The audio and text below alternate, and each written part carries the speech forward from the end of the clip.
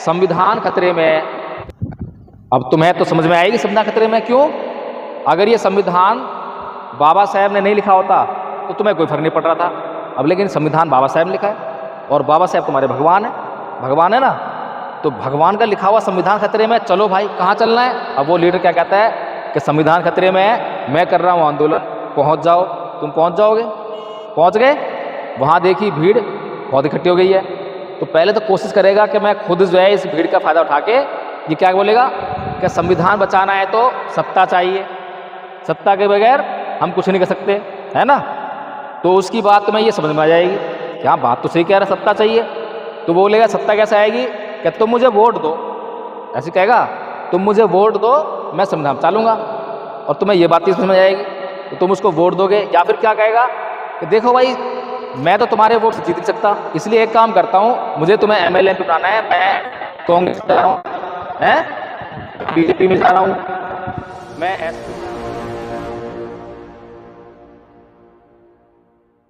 चर्चा करेंगे। ये कुछ समझ में आ रहा है, मैंने कुछ शब्द लिखे हैं, ये लक्ष्य है, उद्देश्य है, मिशन, संगठन, संघ, समझते हैं इन बातों को। सुने तो बहुत होंगे, लेकिन इनका असली मतलब क्या है। ये जो लक्ष्य है ये क्या है, ये आपके जीवन का लक्ष्य क्या है। हम कष्टों से बिंधे पड़े हैं, हमारा सब कुछ लुट रहा है ना, लेकिन सामने वाला ये देख रहा है कि हम जो है मौज मस्ती में है, ऐसा ही है। और ऐसी ही बात जो है जब SC/ST एक्ट पे लागू होती है, जब कोई मुकदमा दर्ज करवाता है और उसके बाद जब कॉम्प्रोमाइज़ हो जाता है तो सरकार क्या कहती है, कोई समस्या ही नहीं है। अगर समस्या होती तो निर्णय तक पहुंचते, कॉम्प्रोमाइज़ क्यों होगा, कॉम्प्रोमाइज़ हुआ है यानी तकलीफ नहीं थी, ऐसा ही है ना। तो यानी कि हमारे जीवन में बहुत कुछ ऐसा हो रहा है जो दिखावा हो रहा है। अभी अमित शाह का एक स्टेटमेंट आया, अब उस स्टेटमेंट पे सारा बहुजन समाज क्या कर रहा है, चीख रहा है, चिल्ला रहा है, अमित शाह का पुतला फूंक रहा है, अमित शाह को गालियां दे रहा है ना, उसके खिलाफ रिपोर्ट दर्ज करवा रहा है कि हमारे भगवान, तेरा भगवान कोई भी होगा लेकिन हमारे तो अम्बेडकर भगवान है। अब क्या इस पे किसी नकल दौड़ाई कि अमित शाह ने क्या बोला कि अम्बेडकर अम्बेडकर अम्बेडकर ये कहना जो है फैशन हो गया है। क्या गलत कहा उसने, बताओ मुझे, गलत कहा या सही कहा। अमित शाह ने ये बात कही कि अम्बेडकर अम्बेडकर कहना जो है एक फैशन हो गया है, ये सही बात कही है, गलत बात कही है।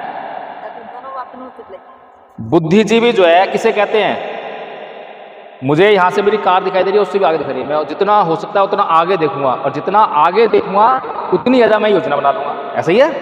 अगर मैं गाड़ी चला रहा हूँ तो जितना मैं देख सकता हूँ, जितना आगे देख सकता हूँ उतने ही आगे तक की मैं योजना बना लूँगा कि आगे गड्ढा है, बैरिकेड लगी हुई है, पुलिस वाले खड़े हैं, क्या है, ऐसा ही है ना।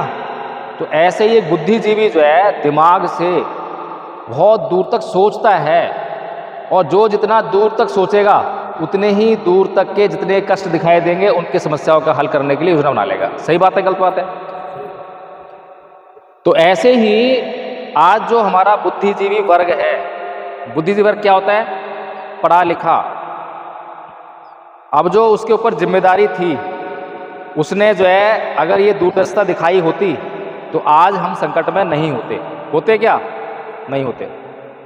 उदाहरण देता हूं, बाबा साहेब ने RSS को समझाया कि तुम RSS बना लो, संगठन बना लो, ये बात ठीक है।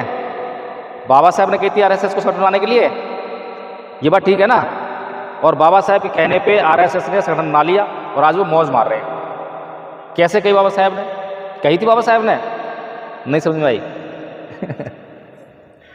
बाबा साहेब ने अपनी किताबें लिखी हैं और किताबों में क्या कह रहे हैं कि भाई मैंने जब भारत का इतिहास पढ़ा तो मुझे उसमें एक ही बात नजर आई कि भारत के इतिहास में एक संघर्ष है, और वो संघर्ष किसके बीच में है, ब्राह्मण संस्कृति और बौद्ध संस्कृति के बीच में। अब बाबा साहेब ये बात किसके लिए कह रहे हैं, किसके लिए लिख रहे हैं, क्या RSS के लिए लिखी उन्होंने बात, ये नहीं, किसके लिखी, अपने समाज के लिए लिखी, ताकि वो इस बात को समझ ले, पढ़ ले और अपने आगे के लिए व्यवस्था का निर्माण कर ले, है ना। अब बहुजन समाज सभा लिखा था नहीं तो पढ़ी नहीं। अब जो कुछ लोग उस समय उनके साथ में थे, जो पढ़े लिखे थे, बुद्धिजीवी थे, या जो उनकी किताबें पढ़े या उनके लेख पढ़े, तो ये उनके ऊपर जिम्मेदारी थी कि वो एक ऐसी व्यवस्था का निर्माण करते और इस बहुजन समाज को इकट्ठा करने का काम करते। उन्होंने नहीं किया। अब यही बात, क्योंकि लेख अवेलेबल है, पब्लिश होता है तो पब्लिक होता है, तो किसी को रोक तो नहीं सकते। दोस्त भी पढ़ेगा, दुश्मन भी पढ़ेगा। तो आरएसएस नहीं पढ़ा, तो आरएसएस तो देखता है कि इनके समाज में कौन बुद्धिजीवी है, क्या लिख रहा है, क्या पढ़ रहा है, क्या काम हो रहा है। तो जब बाबा साहेब की उसने ये बात पढ़ी तो उसको समझ में आ गई कि ये तो बिल्कुल ठीक कह रहे हैं कि भारत का इतिहास तो ब्राह्मण संस्कृति और बौद्ध संस्कृति के बीच के संघर्ष का ही इतिहास है, इसके अलावा कुछ है ही नहीं है। अब उन्हों को समझ में आ गई और उन्होंने बाबा साहेब की बात से अपने लिए लंबी प्लानिंग कर डाली। 500 साल की प्लानिंग करी और 100 साल में लक्ष्य हासिल करके दिखा दिया। ठीक है जी, गलत तो नहीं कर रहा मैं? 100 साल से पहले कर, है ना। अब आपके पास कौन सी व्यवस्था बताओ मुझे, काउंटर करने के लिए है कोई व्यवस्था? आरएसएस ने व्यवस्था बनाई, कोई पॉलिटिकल पार्टी बनाई उसने? आरएसएस का काम क्या है? आरएसएस का काम है इस देश में हिंदुत्व का प्रचार प्रसार करना, ऐसा ही है। तो उस समय जब आरएसएस की स्थापना हुई, क्या लोग हिंदू नहीं थे? हिंदू थे।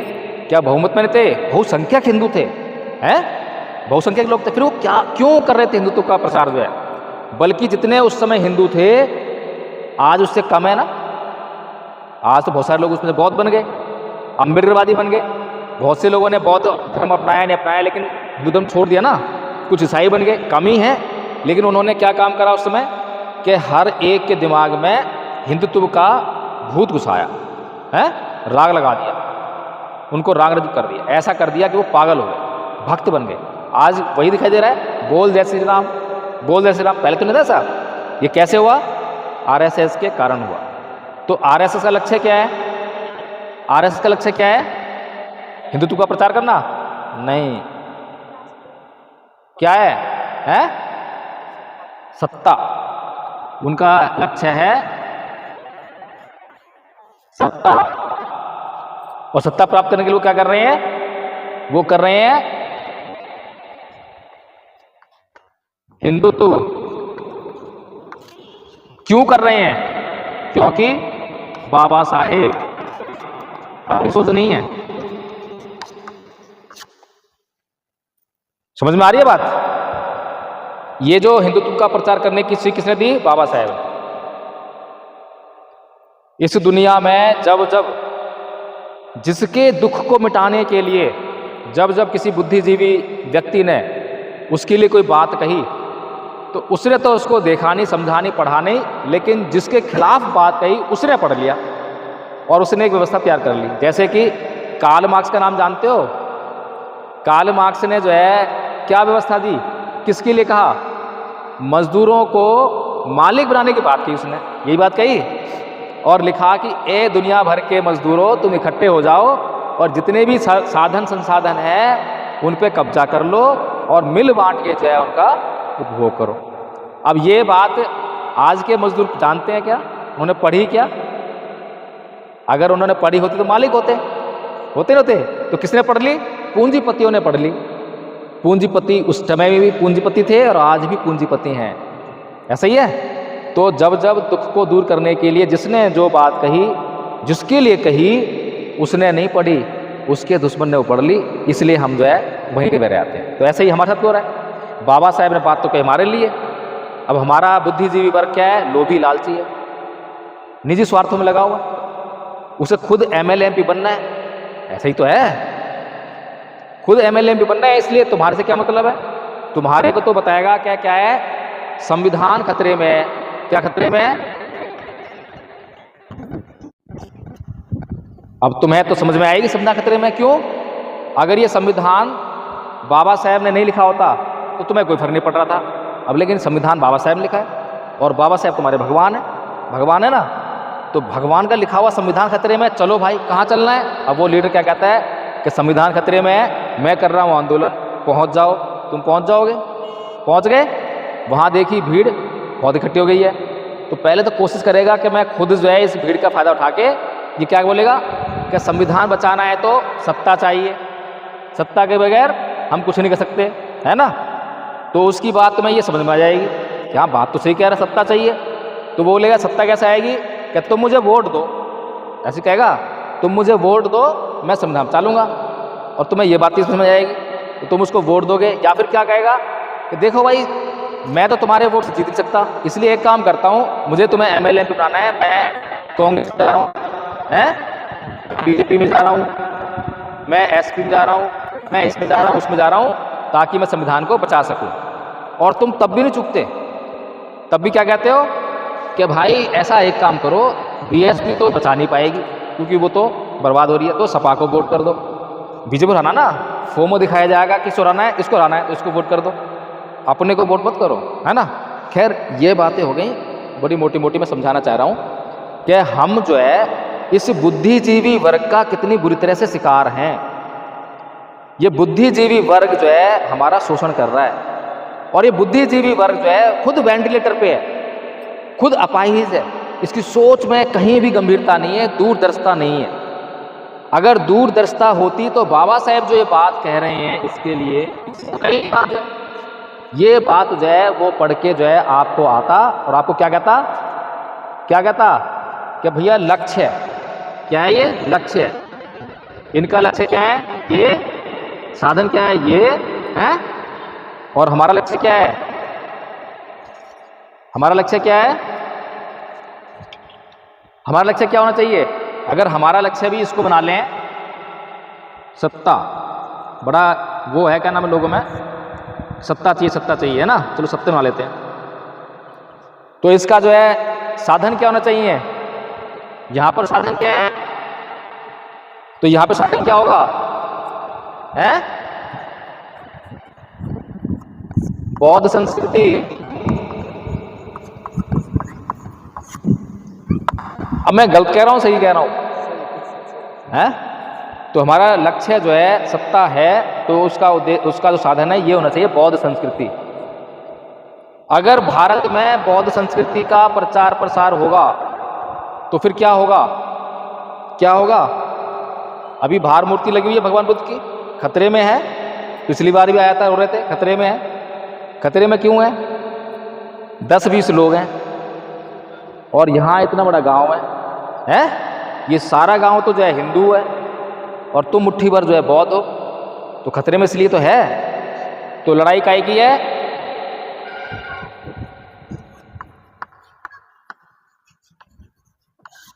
बहुसंख्यक वर्सेस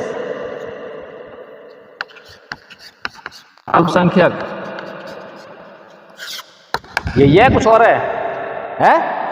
अल्पसंख्यक हमेशा खतरे में रहता है और बहुसंख्यक जो है इस पर अत्याचार करता है, मनमानी करता है, और मनमानी नहीं कर रहा होगा तो अपनी बात अपने स्वार्थ के लिए मनवाई लेगा, जो उसको मन कर रहा है वो करना है, ऐसा ही है ना। तो ये अगर लड़ाई ये वाली है, ये जो है, और मूर्ति बचानी है तो क्या करना चाहिए था हमें, क्या करना चाहिए था हमें, यहाँ से कन्वर्ट होकर करना चाहिए, यहाँ पर चाहिए ना, इस गांव में हमें तो क्या करना चाहिए था, प्रचार करना चाहिए था बौद्ध धर्म का। पिछली बार मैं आया था, पिछली बार भी 1 घंटा लगा गया था मैं, 1 घंटे की बहुत वैल्यू होती है? तो 1 घंटा सब आगे गया था, कोर्स भी देके गया था, और मैंने कहा भी था कि लिंक से जुड़ जाना भाई, है ना। तुम्हें कुछ नहीं करना, तुम बस केवल अनुमति देना, सहमति देना कि मुझे ये करना है, काम हमारा है। अब बताओ इससे और क्या करें, कुछ और उससे ज़्यादा। स्कूल में भी जाओगे तो वो भी ये नहीं कहेंगे कि बस अनुमति दे दो हम करवाएंगे ना, कहेंगे भाई पढ़ना पड़ेगा क्योंकि होमवर्क करके लाना पड़ेगा। हम तो ये भी नहीं कहते कि होमवर्क करके लाओ, हम तो ये कह रहे हैं कि मीटिंग में कराएंगे, तुम्हें 10 मिनट टाइम है 10 मिनट दे दो, बस 20 मिनट टाइम है 20 मिनट दे दो, हमें बहुत अधिक टाइम नहीं चाहिए। किसी का नुकसान हमारा कराना जो है हमारा मकसद नहीं है, किसी का कल्याण करना हमारा मकसद है। तो बताइए पिछले 1 साल से अगर ये मुहिम चली होती, पिछले 1 साल में हमने क्या करा, आपने तो बात मानी नहीं, हमने क्या करा। पिछले साल जब हमने 24 दिसंबर 2023 को जब पहला सांस्कृतिक परिवर्तन दिवस मनाया था तो केवल हमारे पास 25 आचार्य थे। कितने थे? 25। और अभी हमने 29 दिसंबर 2024 को जब दूसरा सांस्कृतिक परिवर्तन दिवस मनाया तो कितने आचार्य हमारे पास? 115। हमने तुमने काम करा, संख्या बढ़ाई ना। अब पहले साल की अपेक्षा जो है कितनी तेज़ गति से बढ़ाई है। इसी तरह से आपको लगा होगा कि ये काम बड़ा मुश्किल है। क्या मुश्किल है? कि ये जो बौद्ध संस्कृति का प्रचार प्रसार करना बड़ा मुश्किल है, ऐसे तो लग रहा होगा। अब वो भी समस्या मेरे पे छोड़ दो, मैं तो ये कह रहा हूँ सारी समस्या तुम मेरे, जो भी समस्या दिमाग में हो बताओ, यहाँ पे आके बता दो मुझे कि ये समस्या है, उसका इलाज ना करूँ तो मेरी गलती, तो मेरी गलती। ठीक है जी। अब पिछली बार भी मैंने जो है लाली थी, आज लाली नहीं है।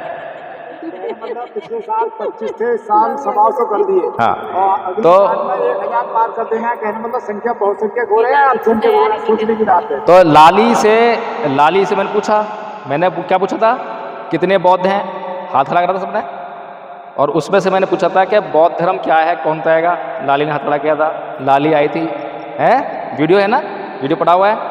और लाली ने क्या बताया था कि हिंदू धर्म को नहीं मानना बौद्ध धर्म है, देवी देवता पूजा न करना बौद्ध धर्म है, अंधविश्वास पाखंड को नहीं मानना बौद्ध धर्म है, और वैज्ञानिक सोच को मानना बौद्ध धर्म है। ये बताया था। एक बात गलत नहीं बोल रहा मैं, बड़ा चढ़ा के तो नहीं बोल रहा ना, कोई चुगली निंदा नहीं है, तुम छाए हुए पूरे देश में, हर एक बात को उदाहरण देता हूँ मैं। और सबक है, सबक है, ये सबक है। तो मैंने क्या समझाया था कि ये तो बौद्ध धर्म है ही नहीं। जो बौद्ध धर्म है, अगर 5 सील भी बता दिए होते हैं मुझे, 5 सील आते हैं, पर वो बताया ही नहीं। क्यों नहीं बताया? क्योंकि बुद्धिजीवी वर्ग ने हमारे दिमाग पर ऐसा कब्जा जमा रखा है कि वो जो बोलता है बस वही भाषा हम बोलते हैं। वो बोलता है मूर्ति टूट रही है, मूर्ति बचानी है, बस यही समझ में आएगा। वो बोलता है संविधान खतरे, संविधान बचाना, ये समझ में आएगा। आरक्षण खतरे में, ये समझ में आएगा। उसके अलावा हमें कुछ नहीं आता, क्योंकि हमारे दिमाग पे हमारा कब्जा नहीं है। हमारे दिमाग पर उस वेंटिलेटर पे पड़े हुए बुद्धिजीवी वर्ग का कब्जा है, जो खुद वेंटिलेटर पे है, जिसके पास अपनी को सोच ही नहीं है, जिसके पास हमारे महापुरुषों की सोच, जो उन्होंने इतनी त्याग और समर्पण से, बलिदान से पैदा की, इतना मेहनत की, जो उन्होंने पैदा की, उस सोच का अंश भी नहीं है। वो अपने ही स्वार्थ में जी रहा है और आपको अपने स्वार्थ के लिए उपयोग कर रहा है, इस्तेमाल कर रहा है। ठीक है जी। आज तक मैंने किसी से 1 रुपया मांगा कि तुम इस संघ में आ जाओ और इतनी सदस्यता है, इतना करना। आदरणीय आचार्य धीर सिंह बौद्ध जी हमारे सामने बैठे हैं, आदरणीय आचार्य मुरारी लाल जी हमारे साथ बैठे हुए हैं, इनसे पूछिए क्या इनको संघ में ये जो कोर्स करने जब इन्होंने एडमिशन लिया, इनसे कुछ कहा? ये तो सरकारी नौकरी पे हैं, इनसे भी मैंने कभी कहा हो कि इतना पैसा लगेगा, इतना पैसा देना पड़ेगा? कहा जी बताओ मुझे। अब बताइए, मैंने जो है कभी किसी से 1 रुपया नहीं मांगा। और मैंने क्या संघ में व्यवस्था करी? भगवान बुद्ध के समय वाली। भगवान बुद्ध कृषि भारद्वाज के पास जाते हैं, है ना, और कृषि भारद्वाज जो है उन्हें देख के क्या बोलता है कि भाई तुम ये भीख क्यों मांग रहे हो, हैं? मैं हल जोतता हूँ, फसल उगाता हूँ, फसल काटता हूँ, फिर मैं खाता हूँ, तुम भी क्यों नहीं ऐसे ही करते? तो भगवान बुद्ध उससे क्या बोलते हैं कि भाई मैं भी ऐसे ही करता हूँ। तो भगवान समझाते हैं कि मैं कैसे करता हूँ। वो समझाने के बाद कृषि भारद्वाज जो है वो समझ गया। तो फिर क्या करता है वो उनको भोजन ऑफर करता है कि भगवान आज मेरे यहाँ भोजन करें। और भगवान क्या कहते हैं? नहीं, मैं देशना के बदले भोजन ग्रहण नहीं करता हूँ। सही बात है। ये जो काम ऐसा है, इसमें प्रतिफल की आशा नहीं हस्ती कि मैं कुछ कर रहा हूँ तब करूँगा जब तुम मेरे को ये दोगे। नहीं, ये काम जो है बहुत ही धर्म का काम है, ये ना। तो धर्म के काम में क्या है? मैं देशना उसको दूंगा जो पात्र है, जिसको जरूरत है। जिसको जरूरत है देशना दूंगा ही दूंगा, चाहे देने के लिए कुछ है नहीं, ऐसे को फर्क नहीं पड़ता। और जब मुझे भोजन की पड़ेगी तो जो आदमी मुझे देख रहा है कि मैं भूखा हूँ, उसे भोजन देना ही चाहिए। और जब मुझे भूखा देख के कोई भोजन देगा, वे देशना सुन के नहीं, मेरे को भूखा देख के जब कोई भोजन देगा तो मैं उसको भोजन ग्रहण करूँगा। तो इसलिए कृषि भारद्वाज, मैं आज तुम्हारा भोजन ग्रहण नहीं कर सकता, मैं कभी और तुम्हारा भोजन ग्रहण करूँगा। बताओ सही बात है गलत बात है? तो यही नियम जो संघ ने बनाया कि हम आपको कुछ भी सिखाएंगे, उसके बदले 1 रुपया भी आपसे चार्ज नहीं करेंगे, हैं? फिर व्यवस्था क्या चलेगी? व्यवस्था ऐसे चलेगी जब आप संघ में आओगे, संघ को देखोगे, खुद से महसूस करोगे कि हाँ यहाँ पर जो है व्यवस्था में कमी आ रही है, यहाँ पर मुझे जो है ध्यान देना चाहिए। एडवोकेट जय भीम प्रकाश जी गाड़ी चल रहे हैं तो पेट्रोल लगेगा, टायर पंचर होगा, टायर फटेगा भी, तो इन्हें जरूरत पड़ेगी। तो जिसके पास जैसा सामर्थ्य है, किसी के पास कम है तो कम देगा, ज़्यादा है तो ज़्यादा देगा। किसी की व्यवस्था, अर्थव्यवस्था में कोई भी डेंट नहीं पड़ना चाहिए। हम कल्याण करने के लिए काम कर रहे हैं ना, नुकसान के लिए थोड़ा कर रहे हैं। हम जबरदस्ती कहते हैं नहीं देना ही देना है, देना ही देना है, चाहे है नहीं है। अब बेचारा प्रभावित हो गया, कैडर सुन लिया, भावुक हो गया, घर बेच के और दे दिया, बर्बाद हो गया ना बर्बाद। पहले भी बर्बाद हुए हैं बहुत सारे, बर्बाद हुए ना। तो हमें जो है व्यवस्था का निर्माण करना है। तो पिछले साल हम आए थे और पिछले साल हमने कुछ समझाया था कि भगवान बुद्ध के धम्म का प्रचार करना इस दुनिया का सबसे आसान काम है। अभी जो सत्ता प्राप्त करने के लिए कैडर चलते हैं ना, वो सबको समझ में आए ना आए। बहुत से लोग कहेंगे जातिवाद हो रहा है, हमारे लोग कहेंगे, है नहीं, हमारे लोग विरोध करेंगे। लेकिन भगवान बुद्ध के धर्म का जो है कोई विरोध नहीं कर सकता, कोई भी विरोध नहीं कर सकता है क्या? लेकिन उसका जो है हमें पता होना चाहिए कि धर्म है क्या। हमें धर्म नहीं मालूम है और धर्म के अलावा सब कुछ मालूम है, और जो सब कुछ मालूम है वो हमारी सोच नहीं है, वो हमें बुद्धिजीवी ने वर्ग ने बार बार बताया है। बार बार क्या करेंगे? 22 प्रतिज्ञाएं और 22 प्रतिज्ञाओं पहली ही जो है प्रतिज्ञाएं इसका विरोध, उसका विरोध, इसका विरोध है। बाकी की भी प्रतिज्ञा है, वो कहाँ गई?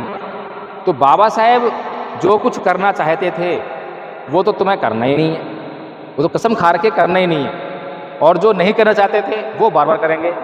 बाबा साहेब कह रहे हैं कि मेरी जय जयकार मत करना, मेरे बताए हुए मार्ग चलना, तो जय जयकारी करे आ रहे, जय जयकार। अभी भी यही हो ना, अमित शाह ने क्या बोला कि अम्बेडकर फैशन बन गया है। तो कहाँ गलत बोला बताओ उसने? उसका तो मैं धन्यवाद करना चाहिए। क्यों धन्यवाद करना चाहिए? कि अगर यही बात हम समझाना चाहें अपने समाज को कि तुम्हारे लिए जो है अम्बेडकर का नाम लेना, बुद्ध का नाम लेना फैशन है, तो गलत बात है क्या? ये फैशन तो है। अगर फैशन नहीं होती तो सारे बौद्ध हो गए होते हैं? होते नहीं होते? बताओ मुझे। तो फैशन तो है। अमित शाह ने तो समाज की आंखें खोलने वाला काम कराया और सारी मीडिया जो है वो दिखा रही है। अगर हमें इतना प्रचार करना हो इस बात का कि भैया तुम्हारे लिए फैशन है, अगर हमें कहेंगे ना, है हम अगर इस बात का प्रचार करें तो यूट्यूब पे कितने आ जाएंगे? लाख आ जाएंगे, 2 लाख लोग देख लेंगे। लेकिन अमित शाह के स्टेटमेंट को पूरी दुनिया ने देख लिया। लेकिन ये काम का हमारे बुद्धिजीवी वर्ग का, मैं पहले कहा ना, ये हमारा बुद्धिजीवी वर्ग जो है वेंटिलेटर पे है, बुद्धि है ही नहीं। जो बुद्धिजीवी कह रहे हैं इसने अपना पेट पालने के लिए नौकरी पाली इसलिए बुद्धिजीवी वर्ग हो गया। बस कोई IAS है, कोई IPS है, कोई प्रोफेसर है।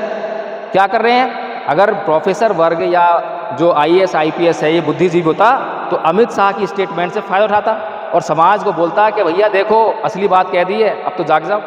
है हमारा इतना बड़ा काम कर दिया कि सारी मीडिया में सब कुछ में इतना पैसा खर्च करते तब भी नहीं प्रचार कर पाते। आधा काम तो कर दिया, बाकी काम हमें करना चाहिए था, लेकिन हम लोग अपना काम नहीं कर रहे हैं। 40% पब्लिक रोड पे आ गई। हाँ, इस बात के विरोध में। और जब हमें अमित शाह का धन्यवाद करना चाहिए इसके लिए, इतना पैसा लगा के उसने हमारा प्रचार कर दिया हमारे मिशन मूवमेंट का, तो उसका हमें धन्यवाद करना चाहिए कि अमित शाह जी बहुत बहुत धन्यवाद आपका। अरे भाई, अगर कोई आदमी हमें गाली दे रहा है, गाली है क्या? ये बताओ, गाली है क्या? बताओ, कोई बताओ, कोई गाली क्या है? गाली जो है ध्वनि तो है, ध्वनि है ना। ध्वनि जब संयोजन हो जाता है उसका लगता है शब्द बन जाता है, और जब शब्द बनता है तो शब्द का अर्थ निकलता है। जब तक उस शब्द का अर्थ ना हो तो तुम कुछ नहीं समझ पाओगे। समझ पाते हो क्या? अब उसका अर्थ है इसलिए वो हमें समझ में आ गया, और जैसे समझ में आया वैसे ही हमारे भाव उत्पन्न होने लगे, भावनाएं इकट्ठी होने लगी, और वो भावनाएं तभी आहत होती हैं जब हमें उसका अर्थ समझ में आता है। ऐसा ही है ना? तो जब जहाँ से शुरुआत हो रही है ध्वनि से, तो हम ध्वनि की तरफ ही क्यों नहीं बढ़ते? यही भगवान बुद्ध धम्म था। भगवान धम्म है ना ये। भगवान बुद्ध को अज्ञ भारद्वाज हर वर्ग के गाली देता है गाली, बहुत गाली देता है, और भगवान बुद्ध शांत खड़े हुए हैं, आराम से सुन रहे हैं। अब वो कहता है कि भाई मैंने तेरे को इतनी गाली दी, तुझे कुछ हुआ नहीं, तू कुछ बोला नहीं। तो क्या बोलते हैं कि अगर तुम्हारे हाथ में खीर है और तुम मुझे वो खीर मुझे देना चाहो और मैं उसको लेने से इनकार कर दूं, तो खीर किसके पास रहेगी? क्या मेरे पास आएगी? समझ में आ गई बात? अब ये तो धम्म था। अब इस धम्म को हमने अपनाया है क्या? हम क्या करते हैं? किसी ने 1 गाली दी 10 गाली देंगे, 10 गाली देते हैं? और क्या सिखाते बच्चों को? हार के मत आइयो, हैं? किसी की सुन के मत आइयो। कोई 1 सुनाए तो 10 सुना गइयो। क्यों कहते हैं? क्योंकि ईंट का जवाब पत्थर से देना है। ऐसा ही है। और हमारा ये बुद्धिजीवी वर्ग जो वेंटिलेटर पे, वो भी हमें ये सिखाता है कि ईंट का जवाब पत्थर से देंगे। हैं? सांसद महोदय जी संसद में बहुत दहाड़ रहे हैं, ईंट का जवाब पत्थर से देंगे, हम सहन नहीं करें। ऐसा ही है ना? अब ये ईंट से जवाब पत्थर से देंगे, ये कौन सी संस्कृति है? क्या ये वाली संस्कृति है? बताओ मुझे, कौन संस्कृति है ये तो ये वाली संस्कृति है। गलत कह रहा हूँ क्या मैं? तो ये वाली संस्कृति क्या कर रही है? ये वाली संस्कृति कह रही है ना ही बेरेन बेराणी समन्ति कुदाचरंग अबेरेन च समन्ति ऐस धम्मो सनातनो। भगवान बुद्ध कह रहे हैं ना, कि वैर से कभी वैर शांत नहीं होता है। अब वैर से वैर कभी शांत नहीं होता, ये बहुत संस्कृति है। इसको समझाया बच्चों को हमने अपने बच्चों को नहीं, बचपन से सिखा रहे हैं उनकी संस्कृति। तो अब हमारे बच्चों को हम बोलते हैं कि भाई तू तेज क्यों बोल रहा है, तू चिल्ला क्यों रहा है, तू गुस्सा क्यों कर रहा है, तू अपने बाप पे चिल्ला रहा है। चिल्लाएगा ही, सिखाया क्या है तुमने उसको, कौन संस्कृति दी है? तो हमने अपने बच्चों की सुरक्षा भी खतरे में डाल दी। डाली कैसे डाल दी कि जब हमने उसको ये सिखाया कि ईंट या पत्थर से दियो, किसी की सुन के मत आइयो, तो निकल गया, घर से जाना था, कहीं परीक्षा देने जाना था, रास्ते में मिल गए 4-5 लोग, उसको कुछ छोटी मोटी बात हो गई, गाली गलौज करी उन्होंने, अब सहन कहाँ करेगा, उसको सिखा रखा है ना ये, उसने भी 2-4 गाली दे दी तो उसको पीट पाट दिया, उसका हत्या भी कर दें, चाकू छुरी हो बंदूक हो तो मार भी देते हैं। हुआ है नहीं हुआ ऐसा? मैं कुछ भी बात ऐसी कह रहा हूँ जो व्यवहारिक ना कह रहा हूँ, जो ऐसा नहीं हुआ बता देना मुझे, होता है ना। अब वो जो हमारा बच्चा मारा गया, वो किस वजह से मारा गया, उसमें किसकी गलती थी? हमारी गलती थी ना। हमारे महापुरुष हमारे दुख दूर करने के लिए बहुत कुछ कह रहे हैं, लेकिन वो हम तक जो है, जिस बुद्धिजीवी वर्ग के हाथ में ये काम था, उसने अपनी जिम्मेदारी नहीं समझी, और हम उसी बुद्धिजीवी वर्ग के हाथ का खिलौना बने जा रहे हैं। ऐसा ही है। अमित शाह जी ने जो कहा उसको सही तरह से समझाने का काम बुद्धिजीवी वर्ग था, नहीं समझाया, बल्कि क्या करा, FIR कराओ, पुतला फूको, ऐसे कर रहे हैं। और जो FIR दर्ज करवाने जा रहे हैं वो भी लपेटे मारे हैं, जो पुतला फूक रहे हैं वो भी लपेटे मारे आ रहे हैं, घर के घर बर्बाद हो रहे हैं। ये हमारा बुद्धिजीवी वर्ग हमारा कल्याण करना चाहता है या नुकसान करना चाह रहा है? क्या करना चाह रहा है?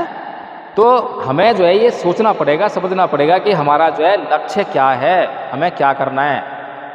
अगर हम इतनी सी बात समझ जाएं, भगवान बुद्ध का धर्म जो है फैशन नहीं है। फैशन है क्या? अमित शाह सही कह रहे हैं, अमित शाह सही कह रहे हैं। हमें नमन करना चाहिए अमित शाह जी, बहुत बहुत धन्यवाद आपका, आंखें खोल दी और उनका पुतले ला रहे हैं। ये तो बता दिया तुम्हारे भगवान। कोई हमें गाली दे और कभी मुस्कुरा के देख लेना, कभी कोई गाली दे तो एक बार मुस्कुरा देना, क्या होगा बताओ मुझे, क्या होगा? कोई गाली दे, पहली बात तो तुम्हें अभ्यास करना पड़ेगा, तो अभ्यास ही नहीं, अभी तो ऐसा है गाली दे दी मुझे, अरे जल थम जाओगे हैं। जब तुम्हें अभ्यास हो जाएगा, मुस्कुरा दोगे ना, वो जल बन जाएगा। अरे ये मुस्कुरा रहा है और चढ़ा रहा है मेरे को, ऐसे करेगा ना। तो ये जो है ना तरीके जो है धर्म के तरीके हैं। समस्याएं हमारी, भगवान बुद्ध जब सिद्धार्थ थे, रोहिणी विवाह चल रहा है, तब क्या बोल रहे हैं कि 2 आदमी यहाँ से इकट्ठे हो, 2 आदमी हटे हो, दोनों 4 आदमी एक आदमी चुन लो, 5 आदमी मिलकर जो है इसके निपटा लो, समस्या का हल हो जाएगा, युद्ध की जरूरत ही नहीं है। दुनिया में कोई भी ऐसी समस्या नहीं है जो शांतिपूर्ण तरीके से सुलझा ना सकें, लेकिन हमारे ऊपर तो इस संस्कृति का असर है, तो हमारे को कहाँ चैन पड़ेगा किसी को कहे बगैर। जब तक बदला ना ले ले तब तक चैन नहीं पड़ता है। और भगवान बुद्ध क्या कह रहे हैं दंपद में, क्या कह रहे हैं, अकोच्छी मंग अवधि मंग चीनी मंग हासी में ये चतंग उपनहंती वेरंग तेसंग न सम्मति, कि उसने मुझे मारा, उसने मुझे पीटा, उसने मुझे जीत लिया, उसने लूट लिया, जैसा अपने मन में बनाए रखते हैं उनका बैर कभी शांत नहीं होता। भगवान बुद्ध गलत है? गलत तो है, तुमने कब मानी बताओ मुझे, अगर गलत नहीं तो मानी कब? गलती तो है, तुम गलत साबित कर रहे हो उनको, भाई तुम ही हो जो बाबा साहब गलत साबित कर रहे हो। बाबा साहब का अपमान अमित शाह नहीं कर रहा, अमित शाह ने ठेकेदारी की है बाबा साहब का सम्मान करने की, नहीं ली ना, सब जानते हैं हम, तो हम कैसे आशा करें कि वो सम्मान करेगा? अगर उसने ठेकेदारी नहीं ले रखी है और फिर भी तुम ये समझ रहे हो कि उसको सम्मान करना चाहिए, तो गलती हमारी है, हमने ले रखी ठेकेदारी बाबा साहब सम्मान करने का, और अगर हम सम्मान न करें तो गलती हमारी है। बताओ है कि नहीं है? अपमान कौन कर रहा है बाबा साहब का? अमित शाह की औकात ही नहीं अपमान करने की। औकात उसकी होती है जिसके हाथ में अपमान करने की ताकत हो, उसके हाथ में कहाँ ताकत है अपमान करने की? ये तो हमारे हाथ ताकत है, क्योंकि बाबा साहेब के बताए हुए मार्ग का जो है फॉलोअप तो हमें करना है ना, चलना तो हमें है। वो चले ना चले उससे क्या फर्क पड़ रहा है? तो इन बातों को हमने नहीं समझा, मुझे उठा रहे हैं खूब। अब क्या लक्ष्य हमारे हैं?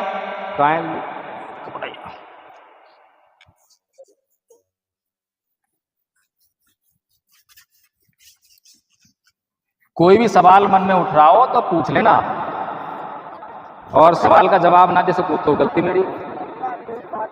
साहब ऐसे कह रहे हैं वैसे कह रहे हैं, आप तो पूछने वाले अब सुप्रीम कोर्ट ने जो है 2 अगस्त 2024 को एक निर्णय दे दिया आरक्षण पे। दे दिया क्या कहा उसने कि क्लासिफिकेशन के अंदर क्लासिफिकेशन वर्गीकरण कर दिया उसने ना, ऐसे करके जो है।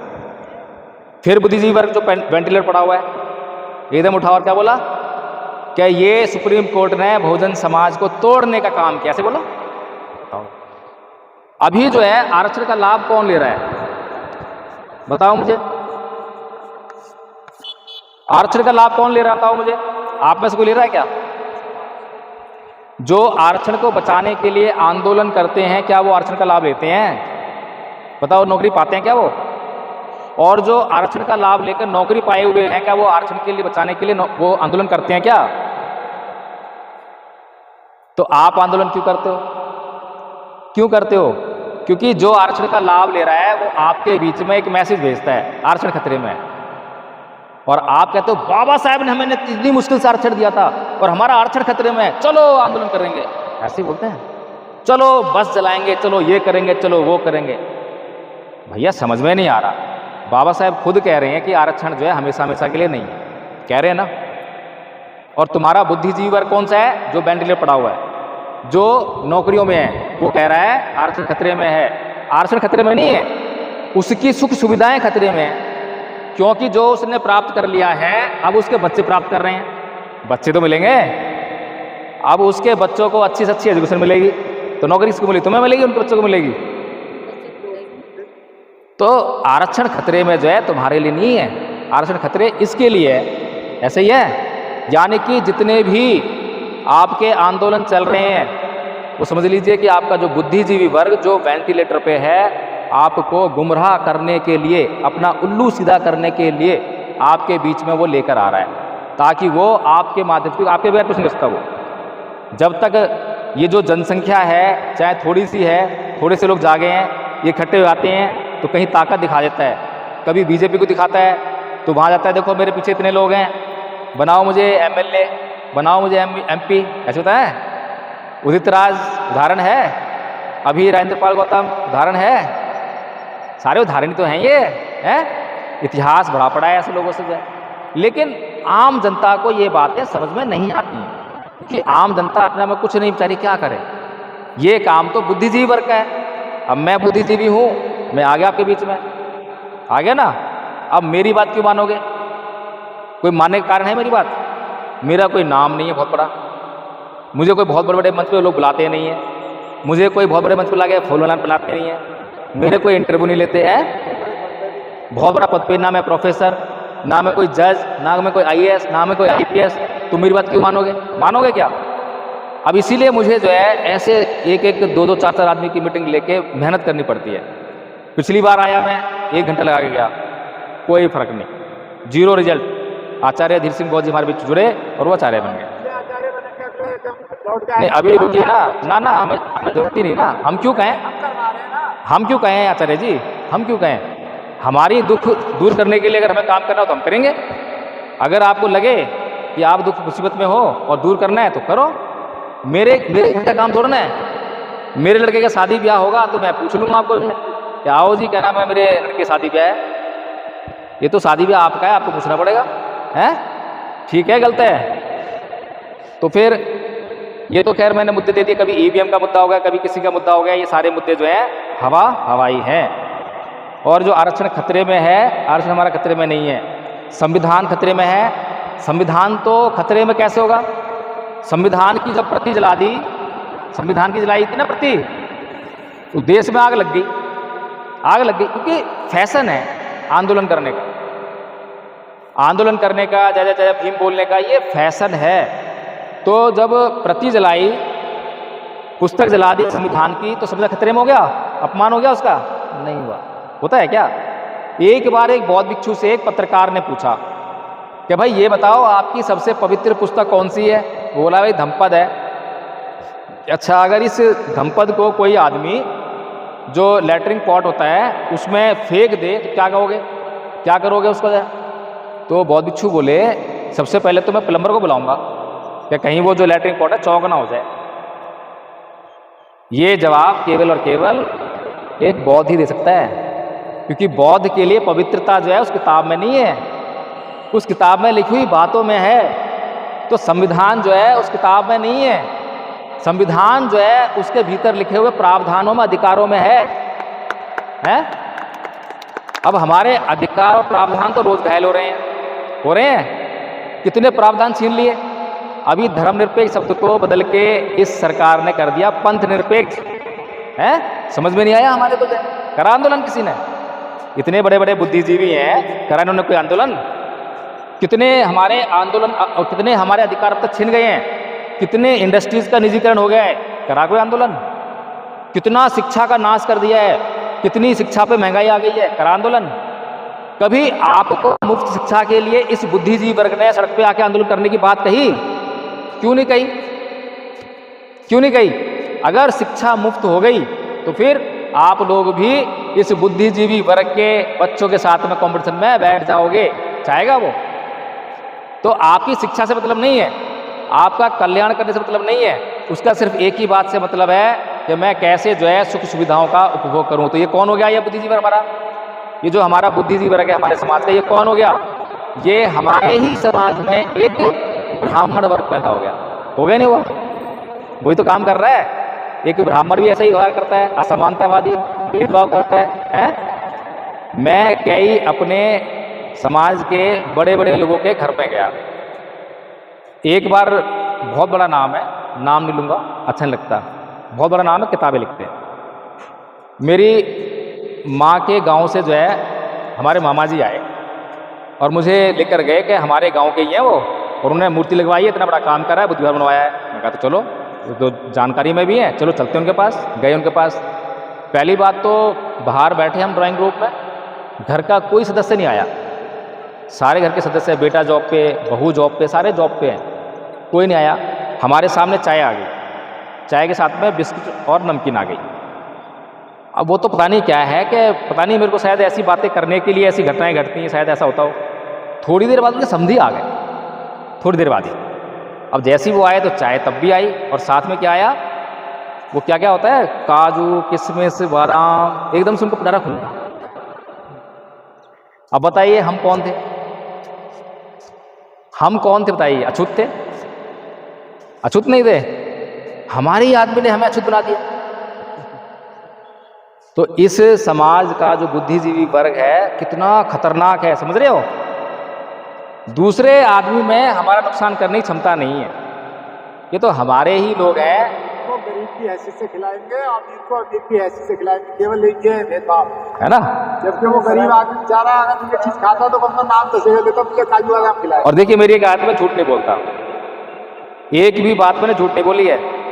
लाली भी गवाह है, पिछली बार जितनी बातें बोली बैठी हुई है, और ये बात भी मामा जी जिंदा है अभी, ऐसा नहीं है कि नहीं हो। जब भी जरूरत पड़े तो उनसे पूछवा देंगे, ऐसा हुआ नहीं हुआ, उनके सामने हुआ था। तो हमें क्या करना है, ये मुख्य प्रश्न है, हमें क्या करना है। अब जिंदगी जो है बहुत कम होती है, ज़्यादा लंबा जीवन नहीं होता। आजकल तो वैसे भी नकली खाना मिल रहा है, तो नकली खाने के आधार पर कब तक चलेगा जीवन, कुछ भरोसा नहीं है ना। ये खाना कभी कभार मिलता है? ये खाना कभी कभार मिलता है। तो हमें क्या करना है, हमारे सामने देखिए, हमारे सामने जब, कहाँ जा रहे हो? अच्छा अच्छा, हाँ देखो उसको से, और बाद में पूछ लेना सारी बातें। हमारे सामने जो है भगवान बुद्ध आए हमारी दुख दूर को दूर करने के लिए। क्या करा उन्होंने? सब कुछ त्याग दिया, त्याग दिया। बाबा साहब आए, सब कुछ त्याग दिया। ज्योतिबा फूले, सावित्रीबाई फूले, सब कुछ त्याग दिया। मान्यवर साहब कांशीराम, सब कुछ त्याग दिया। अब हमारे समाज को लग गई आदत, काहे की आदत, कि फिर कोई मसीहा आएगा, ऐसे कर रहा है, कोई मसीहा आएगा, मसीहा आएगा और हमारे दुख दूर करेगा, हैं? एक मसीहा आता है, उसके पीछे बहुत सारे नकली लोग आ जाते हैं कि मैं भी मसीहा हूँ, दिखाता है वो कि मैं भी मसीहा हूँ, मैं भी मसीहा हूँ। वो ऐसे शो करता है, ऐसे काम करने का प्रयास करता है जैसे वो उसकी तरह हो, जैसे ये बाबा साहेब, जैसे ये कांशीराम हो। ऐसा है कि नहीं है?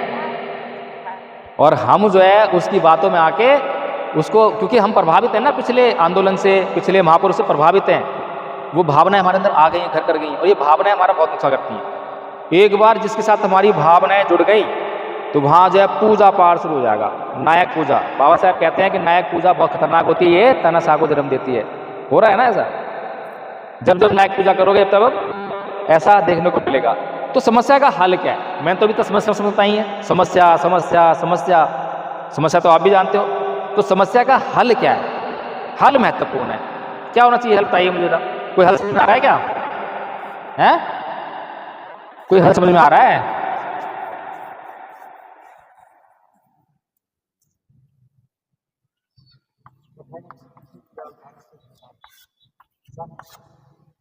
ये है समस्याओं का हल।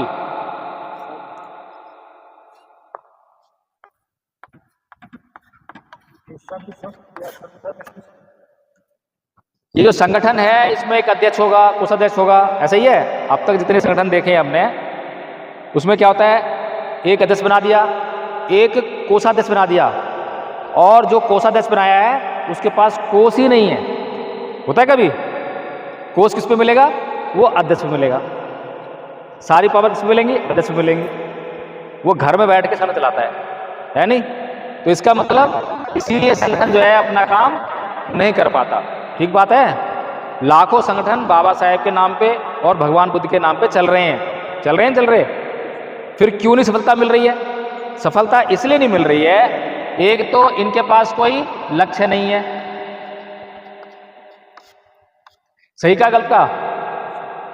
एक तो लक्ष्य नहीं है, फिर लक्ष्य अगर बना भी लिया हो किसी ने तो योजना नहीं है। गलत कह रहा हूं? बिना योजना के लक्ष्य पूरा हो जाएगा क्या? अभी आप लोगों के बीच में पीछे जो है राजरत्न जी आए, मंच पे चढ़े और घोषणा करी कि हम 2025 तक भारत में 10 करोड़ बौद्ध बना देंगे।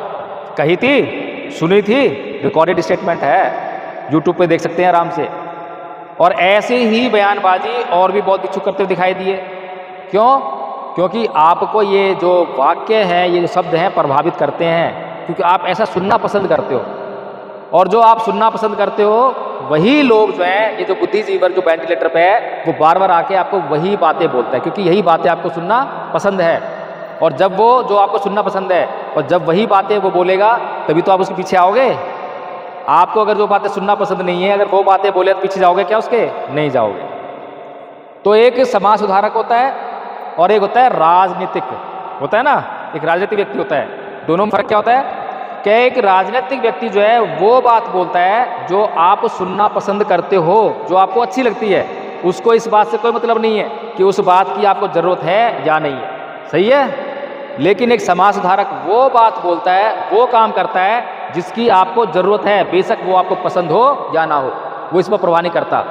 बाबा साहेब ने जो काम किए समाज सुधार के काम थे, वो काम थे। समाज पसंद नहीं कर रहा था उनको, कर रहा था क्या? हिंदू कोड बिल लाए, हमारे समाज विरोध कर रहा था। धर्म परिवर्तन करा, हमारे समाज विरोध कर रहा था। लेकिन बाबा साहेब ने वो काम करा कि आज नहीं तो कल ये समझेंगे और इससे लाभान्वित होंगे।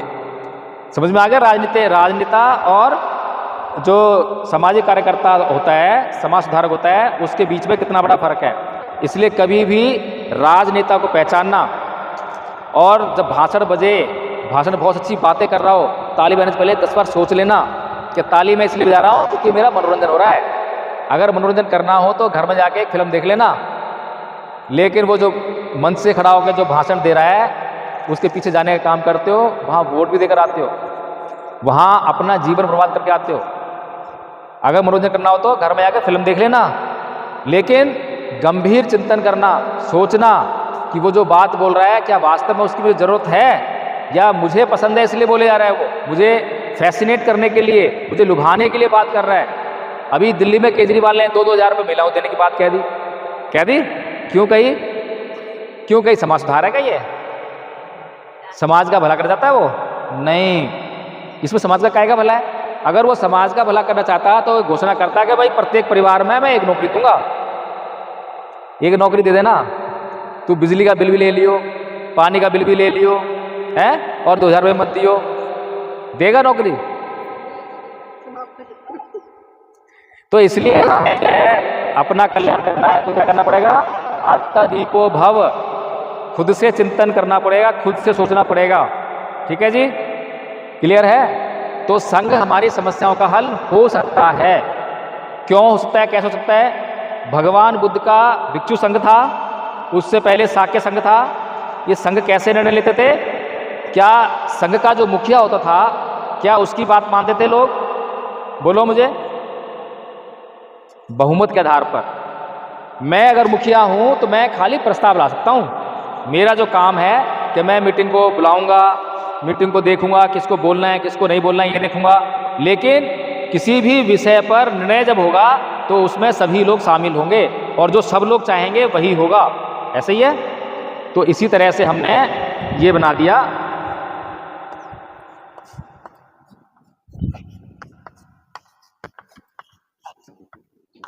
धम्मपद संघ।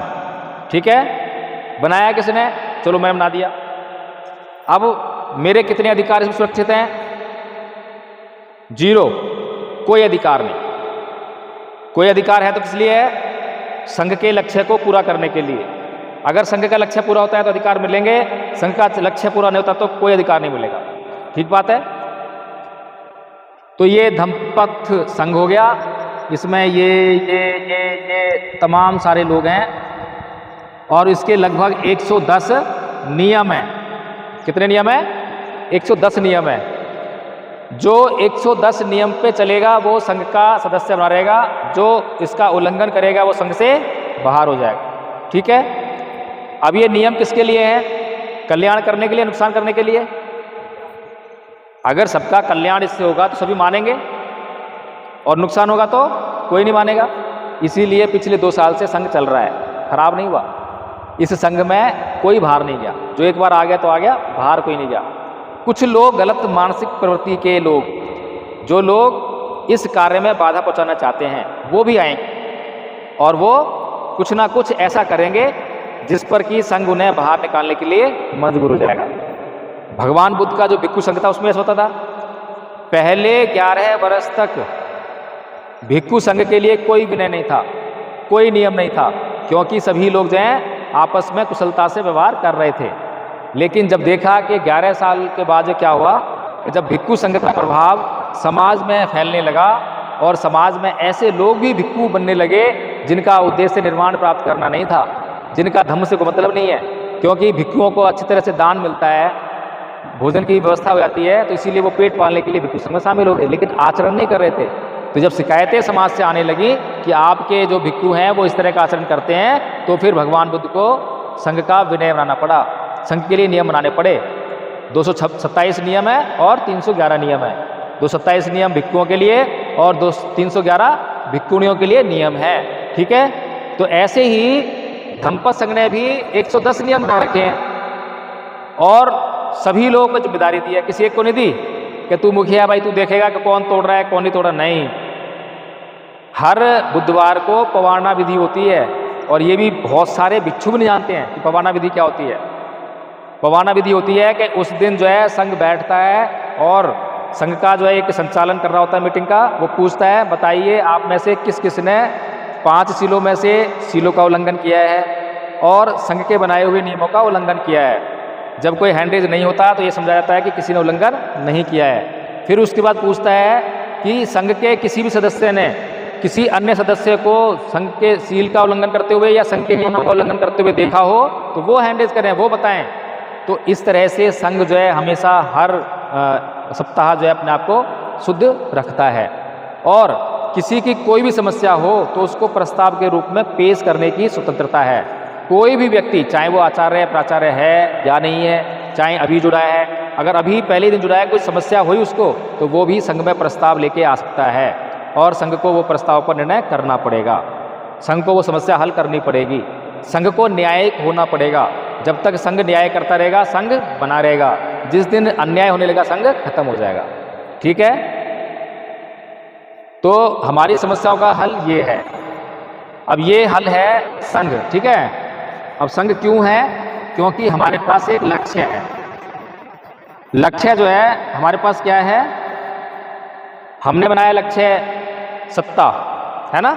लेकिन ये हमारा लक्ष्य नहीं है। ये लोभी और लालची लोगों का सत्य है, वो लक्ष्य है। भगवान बुद्ध का लक्ष्य क्या था? भगवान बुद्ध का लक्ष्य क्या था? है? हाँ, कल्याण, का कल्याण करना उनका लक्ष्य था। ठीक है, तो कुछ लोग बोलते हैं वो बहुत बड़े सामाजिक कार्यकर्ता थे, ऐसे बोलते हैं ना। वो बहुत बड़े अर्थशास्त्री थे, ऐसे ही बोल देते हैं। वो बहुत बड़े राजनेता थे, राजा थे, ऐसे भी बोल देते हैं। लेकिन वो गलत भी नहीं बोलते। कैसे नहीं गलत बोलते और कैसे सही बोलते और कैसे गलत बोलते हैं, इस बात को सोचने की जरूरत है। अब मैं एक जो है लकड़ी का टुकड़ा लेकर आया, ये मान लो मैं प्लाई का बोर्ड ले आया 8x4 का। ठीक है, लाया किस लिए था मैं? क्या मुझे दरवाजा बनाना है इसमें से। ठीक है, अब दरवाजा बनेगा 6x3 का। ये दरवाजा बन गया, ये लकड़ी बच गई। इससे मैंने क्या करा? एक स्टूल बना दिया। ठीक है, लक्ष्य क्या था हमारा? दरवाजा बनाना। और दरवाजा बनाने के लिए जो लकड़ी लाए थे उसमें से एक स्टूल भी बन गया, तो वो क्या हुआ? वो बाई प्रोडक्ट हो गया है। ये हो गया लक्ष्य, ये हो गया बाई प्रोडक्ट। यानी कि जो लक्ष्य के प्रतिफल होते हैं उसे बाई प्रोडक्ट कहते हैं। लक्ष्य कुछ और था, जब उसको करने चले तो उसके बाई प्रोडक्ट के रूप में और भी कार्य होने लगे।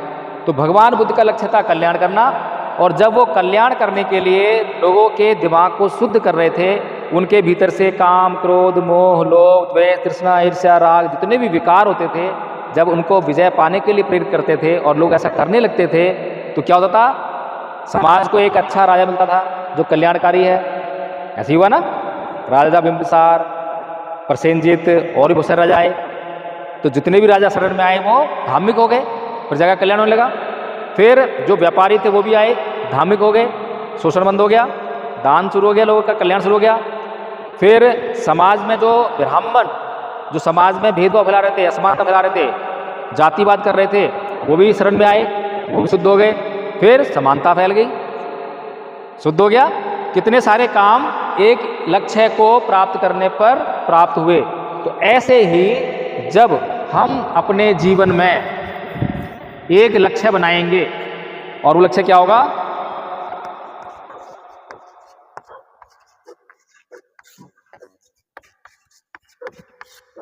ये लक्ष्य बनाया हमने, तो इसके प्रतिफल क्या क्या होंगे?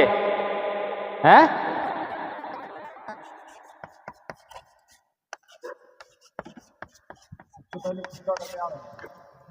खुद का कल्याण तो हो गया होगा सबसे। ये क्या होगा? राजनीतिक सत्ता। ठीक है, हमारी समस्या है आज की नहीं है? समस्या है, सत्ता से बाहर है तो अत्याचार सहन कर रहे हैं, दुनिया भर टैक्स लगे हुए हैं। अभी भी टोल टैक्स देना लग गया है कि वो सिर्फ पूर्वांचल हाईवे पे जो है 554 रुपये का टैक्स देकर आए हैं, 654 रुपये का। बताइए कोई तो क्या मतलब टैक्स लेने की जो है? जो सरकार का काम है हर बात पर टैक्स ले जा रही है। तो ये जब सत्ता आएगी तो हमारी समस्याओं का हल हो जाएगा। और बाबा साहब ने भी कहा है ना कि राज सत्ता आपकी सभी समस्याओं का हल है ना। लेकिन यहाँ से होगा, सीधे यहीं पे पहुँचने से नहीं होगा। और हमारे राजनेता या हमारे जो बुद्धिजीवी वर्ग जो वेंटिलेटर पे, वो क्या कर रहा है? सीधे यहीं शुरुआत कर रहा है। कर रहा नहीं कर रहा?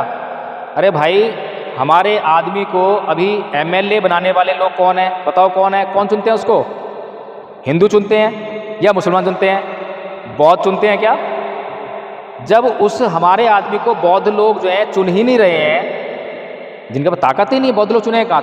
थोड़े से बौद्ध हैं, उनके आधार पर कैसे वो MLA बन जाएगा? जब हमारे आदमी पता है कि मेरे को जो है, जो मेरा चुनाव हुआ है, मैं MLA बनाऊं, मैं बौद्धों के आधार पर नहीं बना, मुझे हिंदुओं ने बनाया है, तो क्या करेगा? वो हिंदू मंदिर में जाएगा, हिंदुओं की बात करेगा।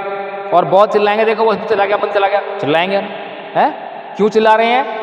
क्योंकि वो बौद्धों के वोट से MLA नहीं बना, बौद्धों के वोट से प्रधानमंत्री नहीं बना, बौद्धों के वोट से मुख्यमंत्री नहीं बना। तो क्या करना पड़ेगा? हमें जो है इस सत्ता को हासिल करना है। किस आधार पे? बौद्धों के वोट पर।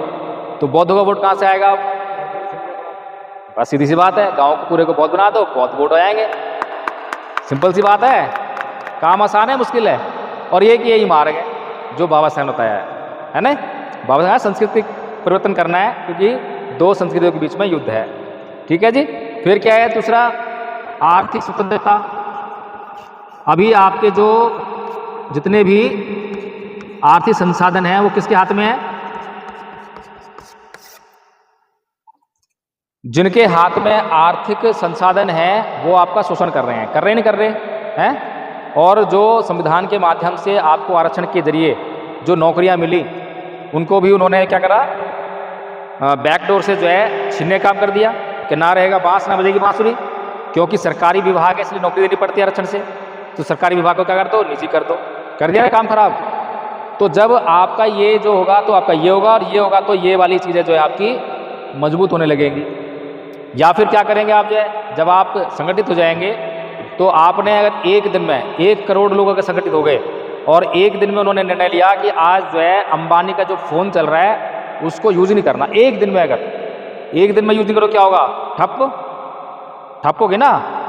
तो ऐसे ही जब हम किसी को ठप कर सकते हैं तो अपने जो है खड़े भी कर सकते हैं। हमारे जो है व्यापार उद्योग धंधे सब कुछ चलने लग जाएंगे। कैसे चलेंगे? यहाँ चलेंगे। अभी हम दुकान खोल लें, एक आदमी बौद्ध होकर दुकान खोल ले तो क्या होता है, हमारे ही लोग उससे कट जाते हैं, ये तो बौद्ध है, ऐसा ही है। और जब लड़का लड़की ढूंढते शादी के लिए क्या बोलते हैं लोग, क्या बोलते हैं कि बौद्ध लड़का वो चलेगा, ऐसे बोलते हैं, बौद्ध लड़की चलेगी। बताओ हद होगी।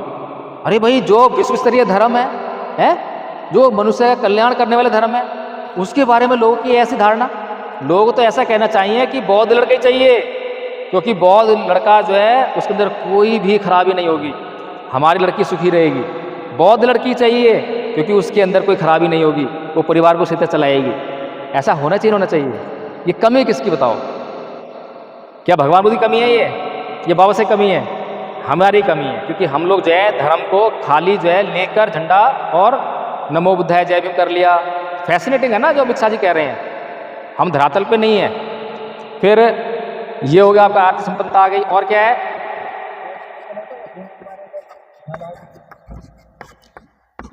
सामाजिक समानता। सामाजिक जो असमानता है, सामाजिक भेदभाव है, ये भी हमारे लिए समस्या कारण बना हुआ है ना, है समस्या कारण है हमारे लिए। तो ये भी आपकी जो है खत्म हो जाएगी जब बौद्ध हो जाएंगे भारत में लोग जो है, तो ये खत्म। कौन किसका, कौन छोटा कौन बड़ा, खत्म सब कुछ है। तो आपकी सभी समस्याओं का हल क्या है? ये है। और अभी हमारा बुद्धिजीवी वर्ग जो है किसके लिए प्रयास कर रहा है? किसके लिए प्रयास कर रहा है? क्या इसके लिए प्रयास हो रहा है? कोई भी बौद्ध भिक्षु कर रहा है क्या? बताओ मुझे कितने बौद्ध भिक्षु हैं जो ये प्रयास कर रहे हो? अब सबसे पहली बात क्या है, आपको लग रहा होगा कि हाँ कुछ लोग जो है कर रहे हैं, लग रहा होगा, कोई बात नहीं, मैं भी मान लेता हूँ। लेकिन मानने से पहले एक छोटी सी जांच कर लेते हैं, ठीक है? तो पता लग जाएगा कि कोई प्रयास हो रहा है या नहीं हो रहा है। ये हमारा क्या है? लक्ष्य है, ये है ना। और हमने क्या कहा था कि लक्ष्य होगा तो हमें, हमारे पास एक योजना होनी चाहिए लक्ष्य को प्राप्त करने के लिए।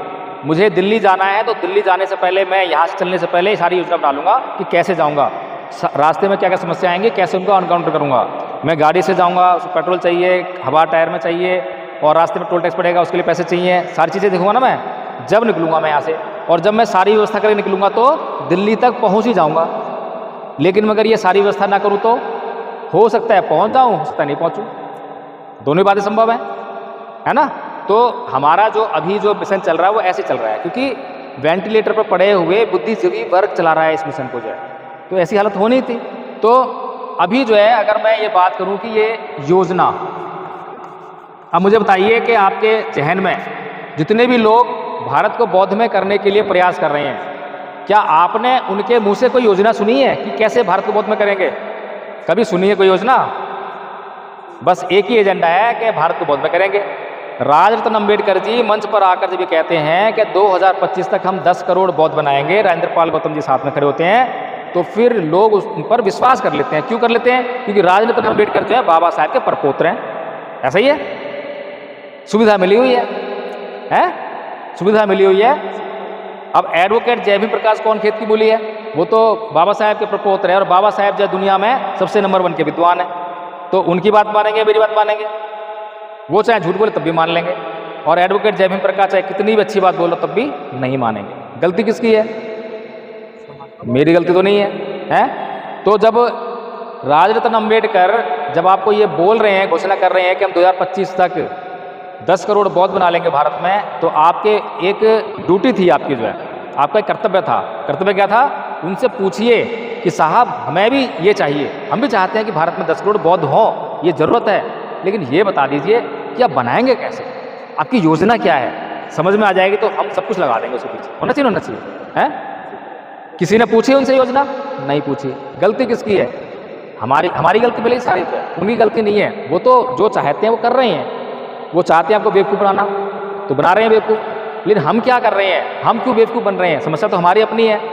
तो फिर उनके पास, किसी के पास योजना नहीं है।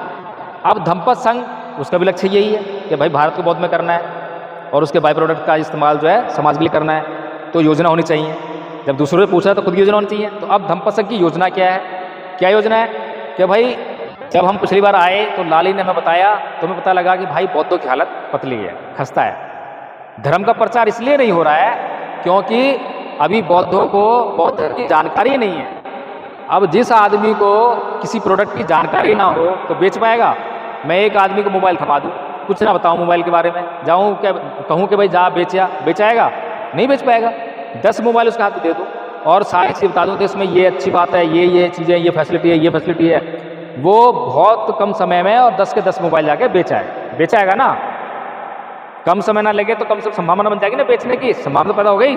लेकिन वहाँ तो संभावना ही नहीं है क्योंकि जो जानकारी नहीं है। तो इसीलिए जो बौद्ध लोग बौद्ध धर्म के बारे में कुछ जानते ही नहीं है तो वो कैसे धर्म का प्रचार करेंगे? पहली चीज़ हो गई।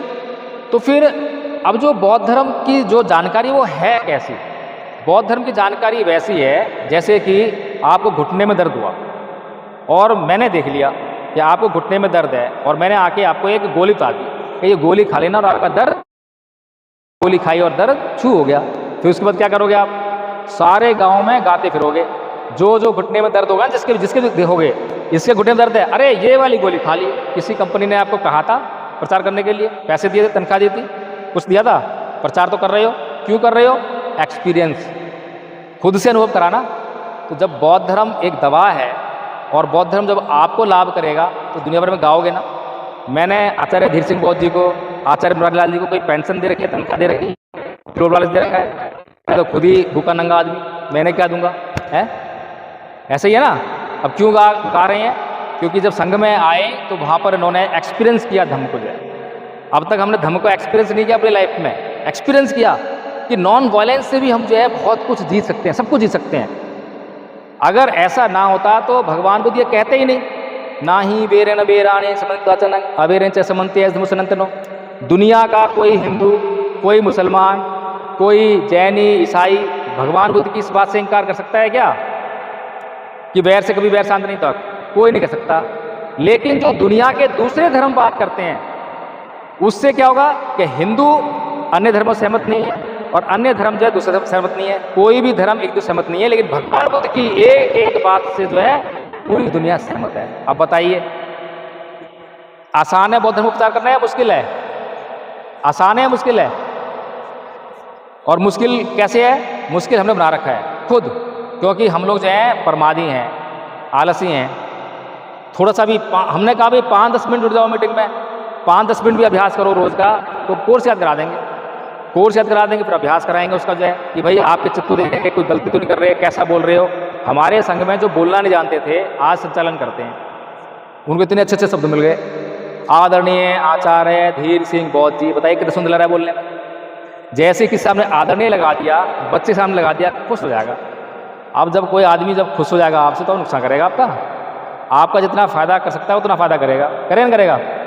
और अभी हम क्या कर रहे हैं? अभी तो हम ठाकुर साहब को जो है कोस रहे हैं कि ठाकुर साहब ने हमें जातिवादी गाली दे दी और जातिवादी गाली देते क्या करा हमने? FIR दर्ज करवा दी। चलो ठीक है, संविधान में अधिकार मिला है और ठाकुर साहब मान ही रहे थे, करवा दी, चलो ठीक है। अब ठाकुर साहब जेल भी चले गए। अब जेल जाने के बाद क्या होगा?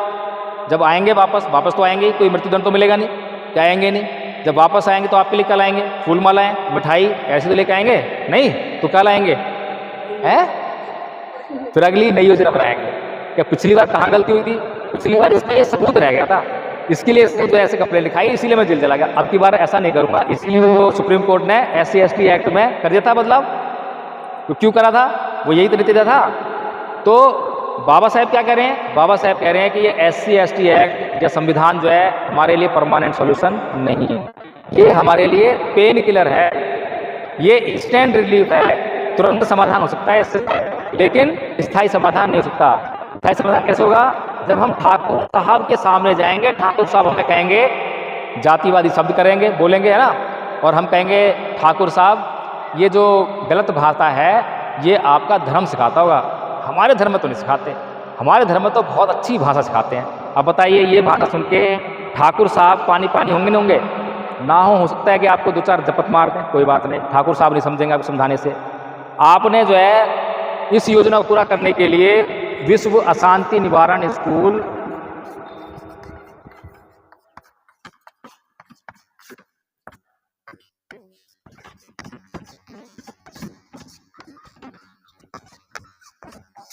ये आपने खोला ठाकुर साहब के मोहल्ले में, ठीक है, और इस स्कूल में बहुत अच्छी क्वालिटी की एजुकेशन मिल रही है। ठाकुर साहब को तो अपने बच्चों को पढ़ाना है, पैसे कमी है नहीं है, और ठाकुर साहब को तो एजुकेशन चाहिए। तो अगर आपके स्कूल में एजुकेशन आ रही है तो वो आपके स्कूल में भेज देंगे। और आपके स्कूल में क्या हो रहा है? ना ही बेरन बेरानी समंती समंती है। ठाकुर साहब का बच्चा ये सीख रहा है बचपन से, ठाकुर साहब का बच्चा सीख रहा है कि वैर से कभी वैर शांत नहीं होता, और कभी भी किसी पर अत्याचार नहीं करना चाहिए, और बैर भाव नहीं करना चाहिए, अहिंसा ऐसे ही शिक्षा होती है। तो ठाकुर साहब के बच्चे का चित्र जो है हमने शुरू से ही, बचपन से ही सुधारना शुरू कर दिया। ये उदाहरण दे रहा हूँ मैं, उदाहरण दे रहा हूँ कि हमारा बच्चा जो है गाली गलौज करना कहाँ सीख जाता है। अगर हमारे घर में कोई गाली गलौज नहीं करने वाला है तो कहाँ सिखाया? क्योंकि पड़ोसी भी दे रहा होगा, पड़ोसी नहीं दे रहा है तो कोई और दे रहा होगा, कहीं से सीख के आया है। यानी कि जो हमारा वातावरण है उसमें बीमारियां हैं, तो इस वातावरण में बीमारियां, तो इस वातावरण को सही करना पड़ेगा। तो ठाकुर साहब का अत्याचार जो है इस मार्ग चलकर हमेशा हमेशा के लिए समाप्त हो सकता है। अंगुलीमाल डाकू था, हत्यारा था, जब हत्याएं कर रहा था तो पूरा समाज परेशान था, और सारे लोग बोलते थे इस अंगुलीमाल डाकू को मार दो, ऐसे बोलते थे। राजा बोलते थे इसकी हत्या कर दो भाई, सेना भेजते थे मारने के लिए उसको। और भगवान बुद्ध क्या बोले? ये बीमार है। क्या बोले? ये बीमार है, इसकी बीमारी का इलाज करेंगे तो सही हो जाएगा। तो जो भगवान बुद्ध हैं वो उसकी बीमारी का इलाज करने के लिए जंगल में निकल पड़े, बीमारी का इलाज कर दिया, सुधर गया, समाज में वापस लेकर आए। और फिर अंगुलीमाल जब डाकू था तो हत्याएं कर रहा था, और अब क्या कर रहा है? लोगों का कल्याण कर रहा है। अब बताइए, वो ठाकुर साहब बीमार हैं, बीमार है ना, इसलिए नुकसान कर रहे हैं? ठाकुर साहब बीमार हैं, ब्राह्मण बीमार हैं, ये सारे बीमार तो हैं। और बीमार आदमी से कोई द्वेष करता है, घृणा करता है क्या? कभी आपके घर में कोई बीमार पड़ गया हो तो उस पर गुस्सा करते हो? आप करते हो क्या?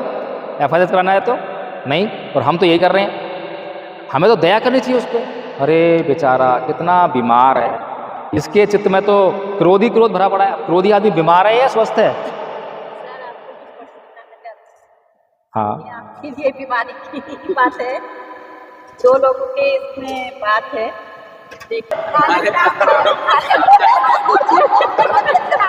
अब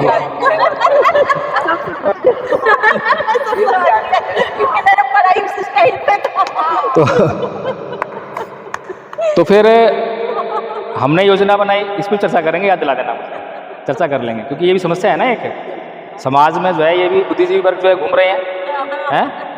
तो हाँ मैं देख रहा हूँ, कर देते हैं अभी। तो ये हमारा लक्ष्य है, योजना हमारी बनानी है।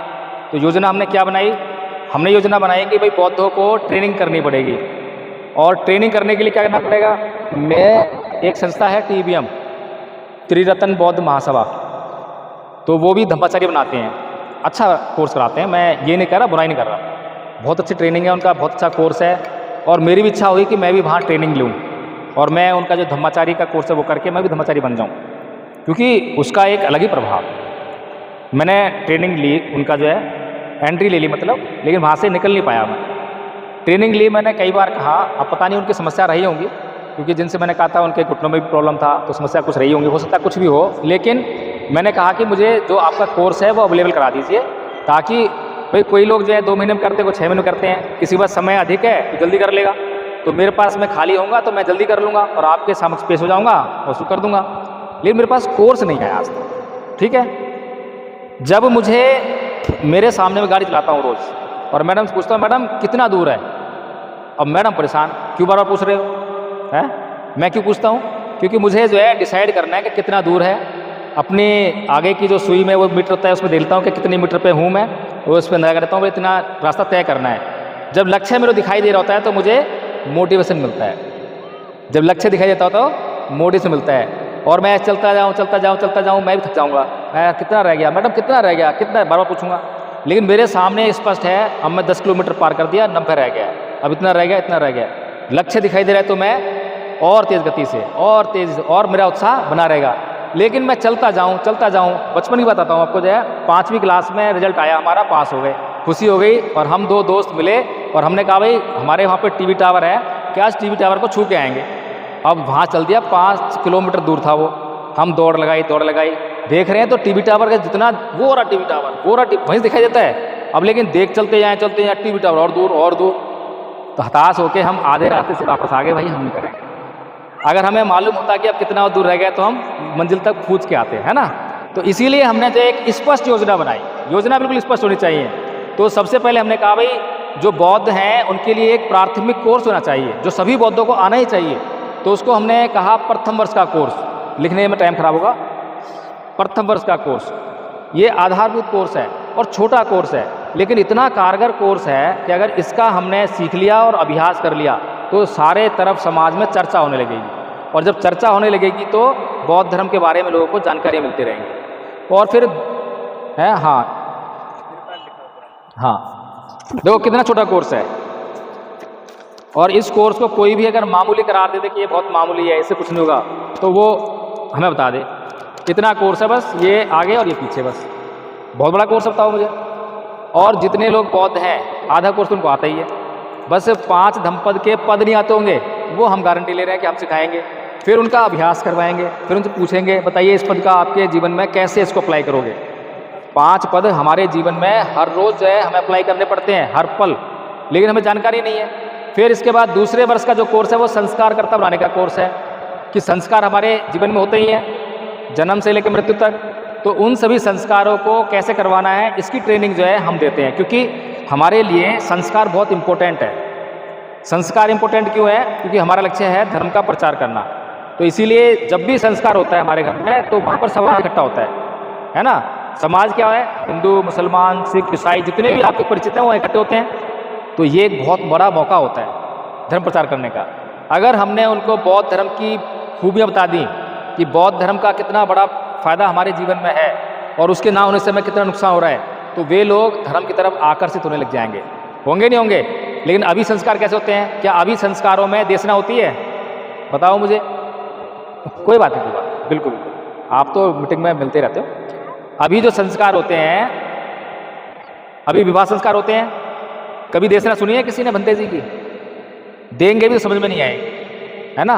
हमारे यहाँ स्पष्ट आदेश है कि आपने जो है चैंटिंग नहीं करनी लंबी, फॉर्मल चैंटिंग है, 10-15 मिनट के अंदर चैंटिंग करके आपने जो है आधा पौना घंटे की देशना करनी। जन्मदिन हो रहा है, लोग इकट्ठा हुए हैं, देशना करो, ठीक है। मृत्यु संस्कार हो रहा है, परित्राण पाठ हो रहा है, देशना करो। किसी भी मौके को छोड़ो मत कि तुम्हें धर्म प्रचार करना है, तुम्हारा लक्ष्य है बौद्ध में भारत करना। और एक भी मूवमेंट जब तुम्हारे पास उपलब्ध हो, आज मेरे पास यहाँ से गुजर रहा था, मैं अदनी से बात होगी कि यहाँ पे, मैं कहा जी ठीक है कर लो, मैं आ रहा हूँ। अभी रात को मैं घर तो पहुँचना है, रात के 12 बजे पहुँच जाऊँगा, 1 बजे, कोई दिक्कत नहीं है, पहुँच ही जाएंगे। लेकिन ये इंपॉर्टेंट था ना, तो यहाँ पे आ गए। कोई भी क्षण जो है हमारा, जब भी हमें मौका मिले छोड़ना नहीं चाहिए। अभी भी हम जब बक्सर चले हैं, जहाँ जहाँ मौका मिला है, आदरणीय आचार्य भृगुनाथ जी ने कहा मेरे गांव चलो, वहाँ पे कुछ लोग बैठे हैं, वहाँ मैं चलो, वहाँ पे वो एमएलए चुनाव लड़ते हैं, मैं चलो, हैं। और भी रास्ते में कहाँ आए हम जो सबसे मतलब जहाँ बैठ के, एक प्रिंसिपल साहब थे, क्या नाम है, लॉ कॉलेज है उनके प्रिंसिपल साहब, वहाँ भी समझने लगे। वहाँ एक प्रोफेसर बैठे थे, उनको समझाने लगे। क्यों समझा रहे हैं? पता नहीं कौन कब कहाँ जुड़ जाए और कौन कितना काम करने लग जाए, पता नहीं किसमें पात्रता छुपी हुई है। तो इसलिए जो है ये जो बौद्ध में भारत का लक्ष्य जो है मुझे साफ दिखाई दे रहा है। तो ये कोर्स जो है आपके सामने लक्ष्य है, पहला लक्ष्य ये है, इसे भेदना है। 2 दिन में 3 दिन में जिसके अंदर जितनी जिज्ञासा होगी, जितनी पीड़ा होगी, उतनी जल्दी भेद देगा इसको, जो है भेद गया बन गया। आचार्य जी बताओ जी क्या करना है?